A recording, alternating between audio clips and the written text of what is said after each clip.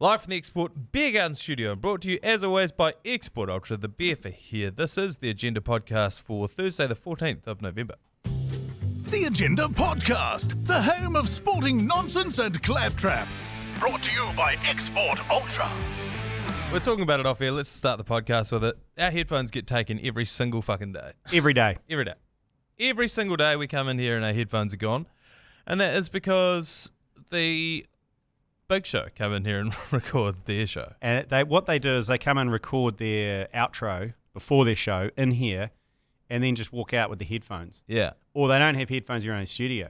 Yes. And you had a good analogy around get your own fucking headphones.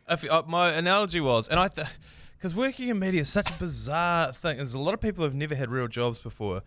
In any other job, if you're a builder and you don't have a hammer, you just go and get another hammer. Yeah. What you do not do is take another man's hammer. That is sacred. So it causes big problems. I'm smelling some sort of revenge here. I'm sick of it. Yeah. We need to set some sort of trap up here that, as the headphones go, a giant rock falls on their head or something. Or do we electrify it? Or do we just put something in the headphones that gives them ear cancer? No, better yet, I think it needs to be more immediate. Ear cancer is going to be a long play. That'll pay off in about 10 years. Okay. I think we need a spike coming straight through the headphones. They put them on and it just pierces their eardrums straight away. Jace wouldn't even notice, I don't think. There's got to be some sort of retribution. Yep. I was saying to you just before, at the freezing works, if your knives were too sharp, the night shift would come through and they'd check everyone's knives and be like, oh shit, these ones are sharp, I'll take these for the night. Right. And all you needed to do was just start a scrap in the parking lot once. Yep. Just once. Send a message. Yeah. One little, not a full stab, maybe just a nick. Prick them. Yeah. Yeah.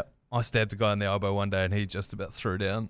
He was yelling at me from standing right next to me. I had my knife in my right hand. And he was yelling my name, but I had my, you get your ear protection on. And so I finally heard him and I turned around, what's that, mate? And just had the knife in my hand and just put it straight into his elbow and he went off his rocker. Oh, as you would. Look, fair enough. I've heard some horror stories and around putting, do you put your sharp knives in the dishwasher point down or point up? Point down. I put everything point down. Yeah, I used to just chuck it in willy-nilly. And then someone told me a story about someone who tripped and fell on their open dishwasher and died because they got a knife through the abdomen. I don't know if that's it. Like they fell down and just went. Yeah. And I say from then on, everything's point down. Everything point down. Why? So the thing about no. I've always thought this. So there's, let's take for example a fork. The pointy bit. That's that's the part you use for the fork for the food. The other part, that's a handle. Now that part, that's for your hand. Yeah. So put that part sticking out of the fucking dishwasher so you grab the handle. It's built for your fucking hand. Pull it out by the handle. But saying that. No, before you even say it, they do wash just as well up that way. That's what I was going to say. It's not true. They seem more exposed when they're out of the cutlery tray. When their utensil is facing up. It seems like they get more of the wishy-washy than they would if they're at the bottom of the basket. That's a vibe thing. Turn them upside down for a week and tell me they're any dirtier. Well, I've changed now. I got a new dishwasher. It's got the lie flat tray at the top. Oh, yeah, that saves a lot of issues. Yeah. Like we were saying a few months ago, where I was saying, me and the missus never argue about, well, I stack the dishwasher this way, she stacks it this way, and we're both fine with it. And then I realised, no, she's just stopped talking about it, but it still drives her insane. Yeah, it's one of those things. She's point up as well. I'm like, I still have my boning knives. They're in there. You can't have those pointing up. My wife is higgledy-piggledy dishwasher. She doesn't care. In there, I don't care either, yeah. But I do. I go in and go, what? Why are you doing that? Why are you doing that for? I can't get another plate in because you put two salad bowls, a bowl, and you've just kind of stacked it up like Jenga. But I don't say it out loud, obviously. That's in my head. I go, that's interesting. And I open it up and then I'm busy myself for 5 minutes rearranging everything and then I close it. I have, that's fine. Like 15 years of marriage. As long as you don't project that onto her. I have heard of people who have two dishwashers and they have a full set of cutlery in each. And so they don't have a cutlery drawer or whatever. There's always one clean and one dirty. And they just take from the... So if you ever need something clean, you take it out of the clean one. When it's dirty, you put it in the other one and they just swap around over and over again. I'm not. I don't know. I can't get on board that. Why not? I don't know. So you're using your dish drawer as basically a cupboard? Yes. I don't know. Their theory is why bother taking it out of there? It's already a cupboard. And then that frees up another cupboard. For what? More pots and pans? Yeah, I suppose. Food, I guess. I don't know. Oh, look, it's innovative. It is innovative, but it takes up a lot of space. Anyway, digress. Story out of the tennis world yesterday. Emma Raducanu has been confirmed to play in the ASB Classic this year, which is great. Hot take. Yes. Has she done anything since she won the, was it US Open? Or? It was the US Open 2021. She won as a wild card. What do they call it when they have to play their way in? Qualifiers? Qualifier, that's what it is. So she fought her way through the qualifier. She was 21 at that time. Next big thing. Oh, look, I think she's been good, but this is the problem when you have such success at an early age. Yeah. Immediately people are like, oh, well, if you're not the bloody Michael Jordan of your sport, then you're a failure. Lydia Ko had the same issue, didn't she? When she burst on the scene for a couple of years, she was on an absolute heater. Yeah. But she's come back. Yeah, that's right. Yeah, it is funny because like if you were just sort of milling about in the middle, no one would be asking what had happened to you, but because it was outrageous when she won that. Like that was... Yeah, it was insane. I remember watching it, and where I was working at the time, we had like a tennis sicko in the office. Oh, God. So every day, righto, Johnny, what's going on? Well, look, mate, she's bloody done it again. She's beaten this person who was ranked this and blah, blah, blah, and she's played... Because the other part of being a qualifier is you have to play basically 2 tournaments because the qualifier starts so early to even get into the comp. So you're already buggered by then. So it's ASB Classic. I think I feel sorry for sometimes the ASB Classic because it is used as a warm-up for the Aussie Open. Yeah. And they often get some big names. Who pull out. Yeah, who either pull out or come over and kind of use it as an open court session practice. Yeah. And then and they don't really want to go the distance because it just means less preparation for Melbourne. Yeah, or a higher chance of a rolled ankle. Yeah, so it's a funny one because they get some great names. And don't get me wrong, I went to the tennis last year. It was amazing. It was a good time. Mind you, we were hosted by our great friends at DB, which kind of helped. But yeah, I just sometimes feel like it's just a bit of a, I don't know, they treat it as just a couple of warm-up games and then I go to Melbourne, which... Yeah, anyway. It can be, to a degree. My greatest sporting regret in my life, and actually might even be just my greatest regret in my life, full stop, is I did not go and see Serena Williams when she played here that time. And I thought, you know what, she'll be back next year. She wasn't. She never came back. And that was my last chance to ever see Serena play, live and in the flesh. So I regret that. But you okay? No, I'm not. And I hate when people say, are you over it? No, I'll never be over it. I'll take that to the grave. Chris Wood is the EPL Player of the Month. Yeah. If you can believe that. I can believe it because he's talking about being on a heater. Yeah. He is on a massive heater. 8 goals, 11 games. He lifted Nottingham Forest into 5th place on the ladder. I think he's actually their first player. So obviously he's the first Kiwi to be Player of the Month. I think he might even be their first player. Yes, he is. To be Player of the Month. Yeah, I mean, this is the likes. I think last month was Erling Haaland from Man City. That's some big... He's some heavy hitters. And he's back in New Zealand, I think, this weekend playing for the All Whites against Vanuatu and Hamilton on Saturday. So Hamiltonians, get off your ass and go watch the best EPL striker currently going around roaming the planet, playing for the All Whites. You may not see Erling Haaland in Hamilton anytime soon, but you may just see Chris Wood. Yeah. So go down there and check it out.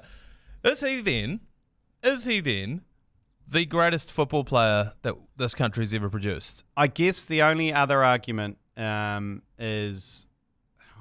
Winton Rufer. Yes, he got European Player of the Year one time, playing for Werder Bremen, I think his team was. I think he's probably the only argument. A European Player of the Year is a pretty big achievement. Yeah, Winston Reid heading that ball in 2010 in South Africa, and me taking my shirt off and sprinting around the lounge would be up there. Yeah, one thing that could overtake that is obviously... The FIFA World Cup is going to be in the US, Mexico, and Canada next time. See, they have increased the number of teams, which means Oceania gets an automatic entry straight into the FIFA World Cup. That's why Chris Wood's back playing for the All Whites. Correct. We just need to beat our pool, which is like Vanuatu, Papua New Guinea, and a few other Oceania teams. Yeah. Luckily for us, Australia a few years ago thought the road to the World Cup was too hard through Oceania, playing a South American team, so they joined Asia. Yeah. So they saw an easier path with Asia, but they've made their bed in Asia now. And Asia is actually quite a difficult pool to win now. Seems way harder. Whereas we've now got a clean road straight to the finals. So New Zealand should make, and if Chris Wood can get us there and perform well on the world stage in FIFA, then he will overtake Winton Rufer. As the greatest footballer New Zealand's ever produced. There'll be some football heads who are probably screaming at the wall right now, but that's my layman's rugby head look at it. Let me get them back on side with this follow-up question. If he then is, let's say that he is our greatest football player ever produced, does that make him the greatest athlete that this country has ever produced? Because football, arguably the biggest sport on the planet. Oh yeah, like with that follow-up question about football is not arguably it is the biggest sport in the world. Oh yeah, because it's so easy to play, just a ball and some sticks. Oh mate, take your t-shirts off and roll them up. Yeah. I don't know about the greatest athlete of all time, and that's pretty wide. You got to look at the goat in the boat. You got to look at Dame Val. There's some other pretty supreme athletes, but if you look at popularity, I'd have to say up there with Stephen Adams potentially in terms of world Israel Adesanya. I'd say I reckon more people know who Israel Adesanya is than Chris Wood. What about in the UK? Yeah, potentially. I reckon. Around the world. Actually, you're right. No, and Stephen Adams, to be honest. If you're looking at just the straight numbers. Yeah. But if on the international stage in America, Mexico, or Canada, wherever we end up, if we win this qualifier, then if he performs there and can repeat some of his form here, then he might be. He might be. He may just be the greatest. A great schnoz too. One of the great schnozzers. One of the all-time great snouts. Yeah. Oh, huge. One of the great snouts all-time produced by this country. I'm really struggling to think of a contender. Any one of the three guys that stole our headphones from the studio yesterday afternoon to be in the conversation. Other than that, I don't know. The Black Caps played overnight. Let's take a quick break. We'll come back and we'll talk about that. So the Black Caps have lost their first of 3 ODIs, I believe, against Sri Lanka. Overnight, it came down to a bit of a Duckworth-Lewis situation where Sri Lanka scored 324 for 5, which is massive. Yeah. Then it rained. Then they set us a target of 221, and we did not get there. No, we didn't. It's the first ODI we've played in 18 months or so. Is it? Yeah, it's been a T20 World for the last wee while because of the T20 World Cup. Right. Coming up, that's all everyone want to practice for. So that's was it since the World Cup? I don't know. In terms of ODIs, it's pretty rare at the moment. It's kind of the ugly middle child. Yeah, it's the red-headed orphan kind of cricket because it's T20 is the sexy money making. Test matches are the die-hard kind of purist form, and then you've got the ODIs just in between, kind of pesting around, not knowing what to do. Yeah, what is the future of the ODI, do you think? I like it. I like it because it is like a mini test match. It's got ebbs and flows that allow you to get back into the game. You can be 5 for 50 after 10 overs in an ODI and rebuild to score 250, 260 and still be in the game. Yeah. You're 5 for 50 after 10 in a T20, it's fucking over. Yeah.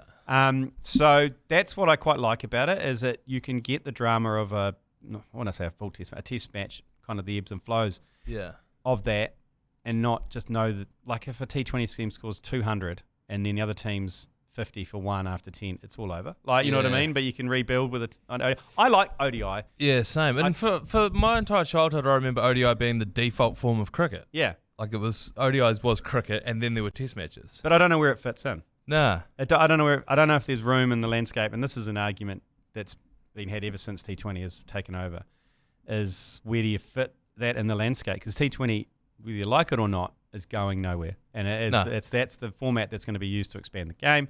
It makes too much sense, T20. Yeah, so where 50 overs in the future is, I have no idea. I don't see a future in a World Cup, a 50-over World Cup. I think it's just going to be World Test Championship and T20s every 2 years. Yeah, and I think I remember when T20s came in, I was at high school, and they were like, have you seen what the Black Caps do? And they're playing these bloody 2020s, and they played 20 overs. Should we try one of those on Wednesday? And then we did it, and we were like, oh, fuck it, one day. Yeah, let's just do this. What does it matter? One day it takes all fucking day. All day. The parents are like, no, T20s, all T20s. Yeah. We used to play test matches where you'd play against the team on one Saturday, then you go back again the next Saturday. Oh, that's the 2 days. Yeah, they killed me. They really were their own worst enemy at the time, cricket. My mum's like, back out to Feely again. For a full day? For a full day. I hate cricket. At least if it's a home game, she could just go home. She knows I'm up the road. Yeah, true. But now she's got to drive to Feely and then just sit there in the baking heat. I don't know where the ODI sits to be honest. It is a weird one because it doesn't suit itself to a league. That's why T20 has been so great. Yeah. Because you can play the IPL. All these leagues have popped up. There's no ODI league. You can do it quickly as well. You can do the World Cup. You can get over within a month. Yes. And those IPLs you can get over in a 6 weeks or whatever. That's why it's good. ODIs you can't because it's another full day. You can't turn around and play another game the next day. No, you're shattered. You can. Yeah. So it's a shame, but I don't see a future, unfortunately, with the way it's going. This is one of the weird parts of cricket is that international cricket's still the pinnacle of cricket, and so it's so much different to every other competition that's league based. So basketball is you got the NBA, and football you got EPL, your A-leagues, your Bundesliga, your Bunda leagues, and then so they make sense, and you can follow the league and blah blah blah. Whereas cricket's still trying to figure out what the fuck it is. Yeah, and who knows? I talked about it last week. If we got some sovereign wealth fund comes in, and does a live on cricket, then that's going to make it even more confusing. It's funny you say that. The NBA's in-season tournament. Remember they started that last year? The courts looked different. They played a grand final in Vegas. It was actually quite fun last year, but they didn't have a sponsor for the first year. They do this year. Do you want to guess who it is? Do you know who it is? Is it beIN Sport or is it Nope. The Sovereign Wealth Fund of Saudi? It's Emirates. Yeah, nice. It's called the Emirates Cup this year. I love that. That's got, the Emiratis, they're smart. Oh, because good. they're not saying, look, this is our sovereign wealth fund. No. This is our airline. It's our airline. Yeah, it's which an the airline. Sovereign Wealth Fund does. Yeah, which is bankrolled by the Sovereign Wealth Fund. Yeah, that's right. Yeah. And actually where they make a lot of their money now. It's not oil. People always think it's oil. It was at one point. Yeah, I mean, look, they still make a lot in Abu Dhabi on that one. But they have diversified. Yep. So the lead is expanding for them. They're saying, by the way, Nathan Smith, I think that was his debut for the Black Caps overnight. Obviously, this is an audio medium, you can't see him, but there is a photo going around of Nathan Smith, and they're saying he looks like a young G Lane. Well, I wish, because he's got piercing blue eyes. He does. And when I was young, when I was 16, I looked like I was 30. So I don't know if that's a compliment for poor young Nathan Smith. Yeah, I think my ears are a bit bigger. Yeah. If I grew that hair. He's got a squarer jaw than you. Yeah, I mean, look, it's basically me if I was an athlete 25 years ago. He's what you thought you looked like on a good day. Yeah. When you were his age. Yeah, that's a bit harsh on Nathan Smith, to be honest. So, he's only making his way in international cricket. He doesn't need this. No. Speaking of international cricket, India are playing South Africa, and they had to halt the game because of a plague of locusts. Did you see this story? No. I've got the audio of it. This is what it sounded like here. Let's bring you the latest from the cricket in Centurion. South Africa taking on India, and the players are going off the pitch because there are flying ants in the air. Look at this. Hundreds of them. Some landing on the pitch, some just swarming around the players, and the umpires have taken them off. So play suspended for flying ants. These things were huge too. Flying ants or locusts? They were flying ants. Right. But fuck, they were big. Apocalypse coming. Been about that big. Yeah, honestly. So we've had, what have we had? We had a plague, we had a pandemic. Yeah. Now we've had plagues of locusts. Who invented flying ants? Where have they come from? Oh my God, I know. Well, giant flying ants. It's funny you asked that because Cricinfo had a live blog that explained it. This is very Cricinfo of them to explain this horde of flying ants. So flying ants are commonly seen after rain because they're looking for mates and places to start new colonies. So the rain. So if it rains, they go, oh, I'm out of here. Yeah, we're on. Okay. We're banging. It's a huge aphrodisiac to the flying ant community, rain. This phase is called nuptial flights, and it's when a virgin queen takes flight to mate with males. Flying ants are most likely to appear after 3 to 5 days of rain when the weather is warm, humid, and windy. So, flying ants. Honestly, you got to go and have a look. Pause the podcast, go and have a look at the video of this. It was... They had to stop. It was like out of control, the amount of flying ants that were on that field. So it rains for 3 or 4 days, and virgin queens take off looking for a gangbang. Yes. And all the males chase them? Or are they looking for males? They're looking for males. All they right. wouldn't have to look too hard. So it's a huge gang of virgin queens the other part, looking to pop their ant cherry. Yes. And so obviously any male flying ant in the area is gonna imagine you'd smell it from it's a like mile away. male flying ants is cruising around and looks around the corner and there's 10,000 virgin ants coming at you. You're like, I'm on. Fellas, text the we're group on. chat. Fellas, we're on. Fellas. Never mind the cricket game. The other part that they didn't mention there is, and I think this is a large part of it, this was a night game. So they're under floodlights as well. So, those poor ants are so lost. Yeah. They're using the moon as guidance to find a lover, and they've found 5 moons, and they're like, seen the hot strike lights, and then they're just like, oh, shit. So a giant ant orgy called a halt to that game. And just finally, while we're talking about sport, there's a new Air New Zealand safety ad. Thank God, too. That last one was getting so crispy. Oh, they keep recycling a whole lot as well. Have we gone for hard case? I haven't seen it. You haven't seen it? No. Well, describe it to me. I will do one better. I will play you a little bit of audio. It features our very own Stephen Adams. That's the halftime buzzer. Adams still in front. Steve, how you feeling? Yeah. Well, I'm looking forward to the life jacket bit. Oh, that does sound really important, actually. Your life jacket is within easy reach. So, real bizarre segue there from Stephen Adams. So, the other voice you may recognise? Andrew Mulligan. One Andrew Mulligan. His mum will be so proud. Jenny Mulligan, great New Zealander. She'll be so proud. I mean, I imagine at the Christmas table this year, they'll be going around for highlights, year highlights, and Jenny will say, you know what, I always wanted a child on the New Zealand safety ad, and you did it, Andrew. Well done. He did. He had to be in there. It was great. So the video is basically Stephen Adams playing a game of basketball, and they try and weave in all of the safety messaging around that. They do a good job of some of them. As we just heard there, some of them need a little bit of work. There is a point where they are drawing up X's and O's on the sideline, and they put the iPad that they're drawing it on into flight mode. Great. I thought that was good. Yep. Stephen Adams in his post-match press conference saying, I'm looking forward to a life jacket. We probably could have done better than that. Yeah, I think that's reaching a little bit. How much do you think they paid Stephen Adams to do that? By the way, I don't know the answer here. But I don't know. I mean, would have been quite a bit, surely. Yeah, it would have been quite a bit. I have no idea how much those kind of things pay. I would say Stephen Adams commands probably quite a lot these days. I'd say it would be 6 figures at least. I don't think it would be in the 7s. I think he is on. He had a weird contract where it started off at 20, almost 30 million US a year, and now it's trailed off. I think he's on like 15. And he would have probably, and knowing Stephen Adams, he would have thought it would have been quite fun to do. Yeah. Like, come back, do some stupid shit in New Zealand. And he's still a great New Zealander. He still loves New Zealand. And he probably didn't charge the most. I mean, if it was an American airline, he probably would have reamed the millions. So it was like the other ad where he's pushing Meadow Fresh milk. It's like, you should drink their milk because they sponsor my camps. They know he's not a good actor, so don't make him say a million lines. Well, that's the thing with any sports person. Please don't make them act. It's when they made Steve Hansen act for that garage door, Dominator garage doors. Yeah. Yay. Steve Hansen here. When I got a garage door, I choose Dominator. Dominator is the market leader in garage doors. And it's like, holy shit. There was the Warriors one where they tried to make them say that the burger came in a brioche bun. None of them could read it. They're like, brioche bun? But it actually inadvertently became one of the funniest ads that you'll ever see. But anyway, yeah, so this is much the same, this ad. Jeez, what a lucrative trip home for Stephen Adams. Yeah, he really cashed in, didn't he? He did. Wow, yeah. And he's back out there on the court this year kicking ass as well, which is good to see. All right, let's take a quick break and let's get to yours, please. Yours, please. Brought to you by Leader, home of the lasagna topper.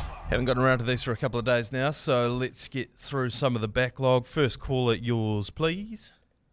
Hey boys, love what you're doing, Thank you. but hey, get that merch back on fucking line. Crate Day's coming around, and the boys want the hats, everything. Just get it back up and running, please. Thank you, appreciate it.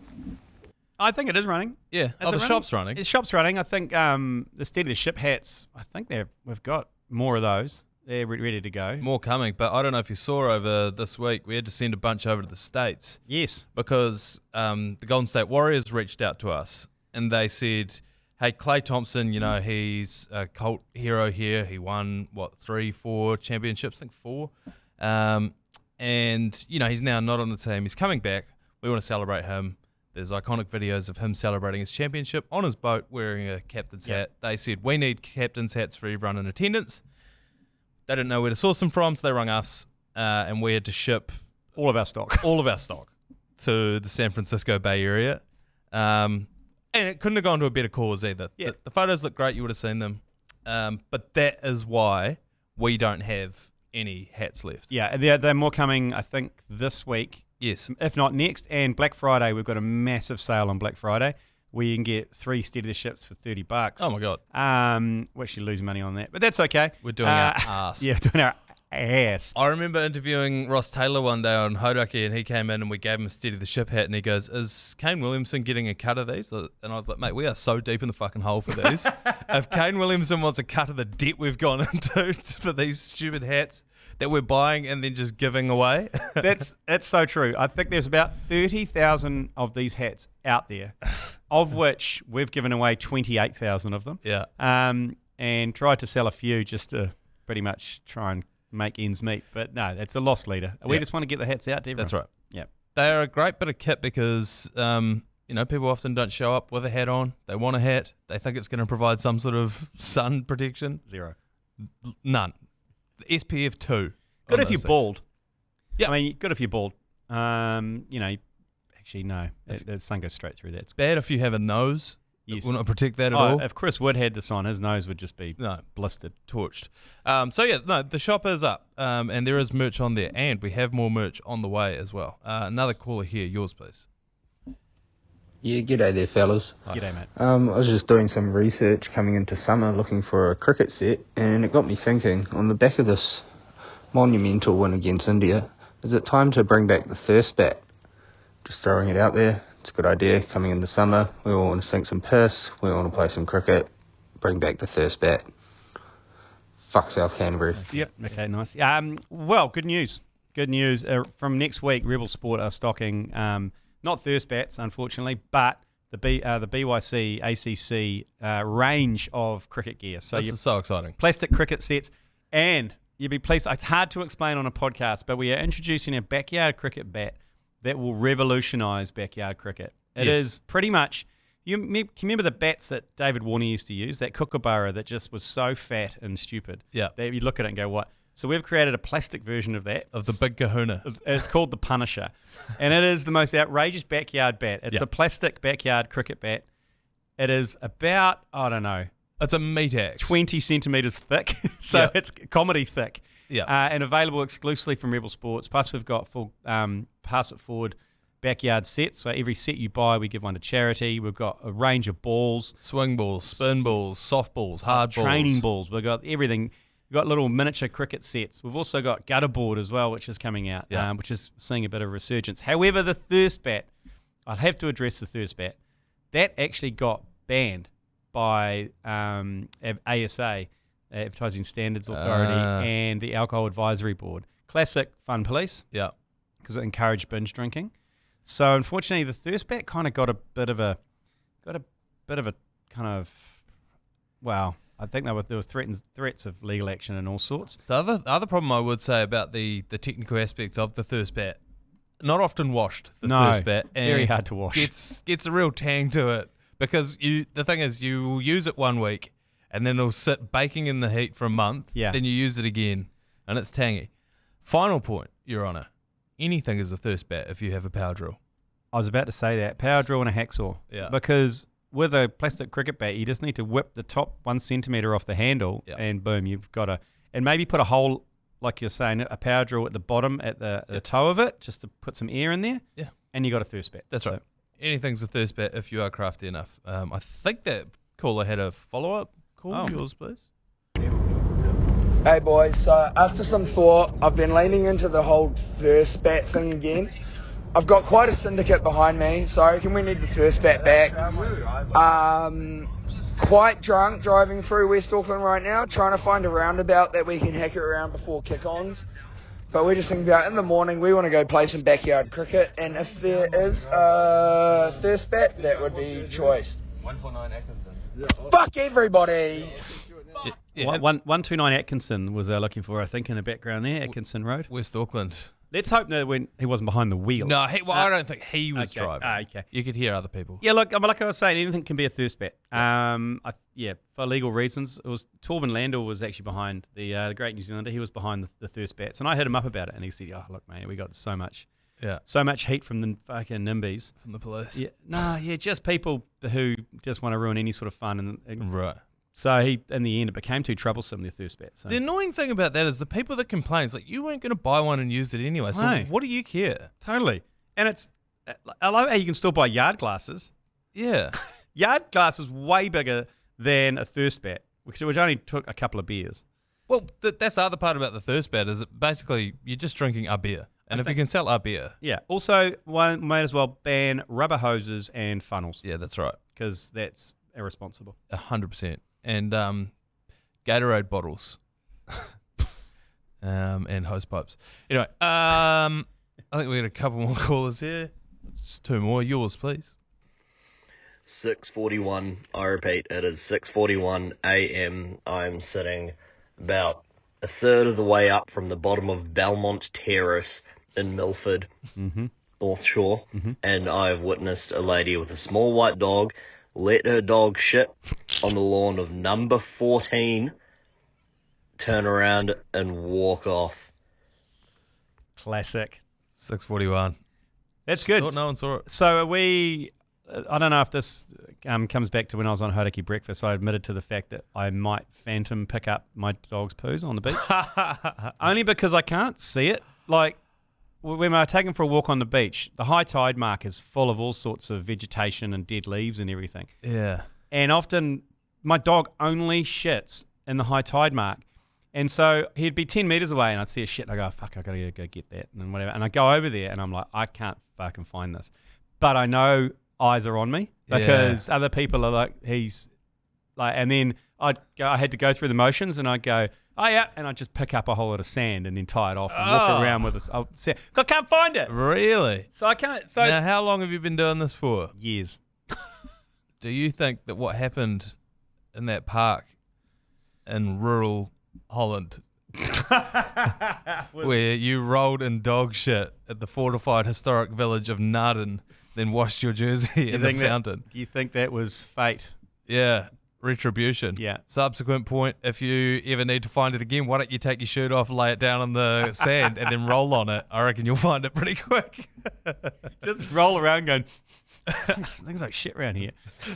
In my experience, you will find it first pop. Anyway, so like, I mean, so there we go. We can be an open line for dobbing in non-dog shit pickups. But that's quite good, though. It was so early. But I think that woman would have just looked around. Yeah. Because when there's no one around, it's like, did my dog actually shit? Yeah. So but people are always watching.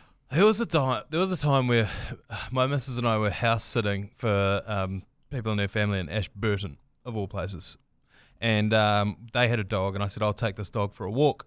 About 2 p.m, I take it for a walk, and it starts taking a dump, and I realise, oh, God, I haven't got no bag. No bag. I got nothing. And it's on the footpath.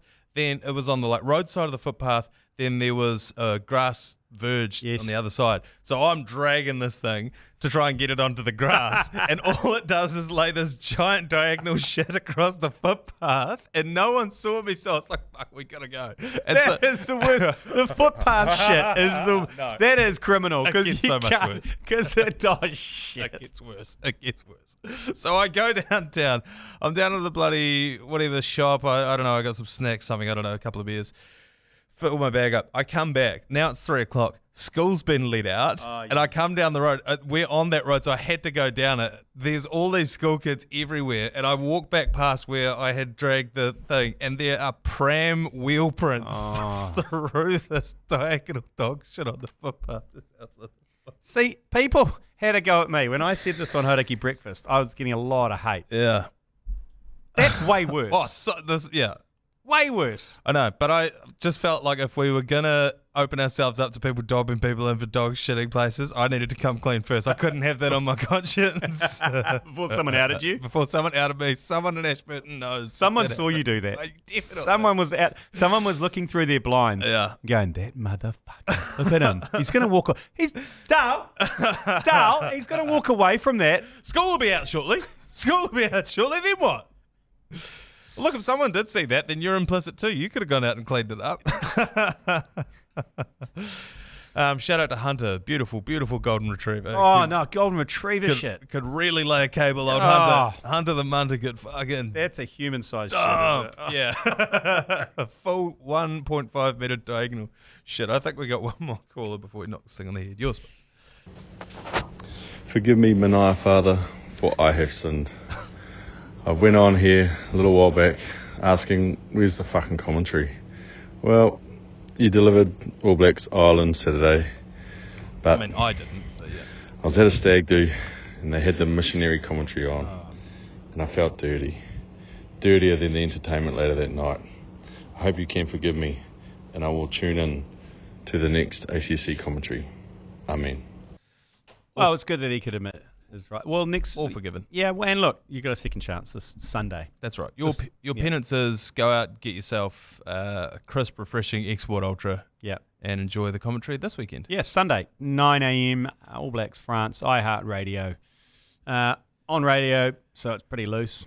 No need to be slightly PC with the Sky coverage. But on radio or on... it's on iHeart only. iHeart, yeah. And we worked out it's about 35 seconds behind the coverage. So you just need to pause it for 35 seconds and then press play again, and you'll be synced up. Listen for the kick of the boot, I reckon. That's the easiest way to do that. Rest whistle. Oh, it's hard to tell, isn't it? It's hard to tell with the rest whistle. But pause it as someone's kicking it, and then you will be able to sync it up. All right, let's knock this thing on the head. We'll see you tomorrow for a Friday episode of the Agenda Podcast. You've been listening to the ACC's Agenda Podcast, brought to you by Export Ultra. For more episodes, like and follow on iHeartradio or wherever you get your podcasts.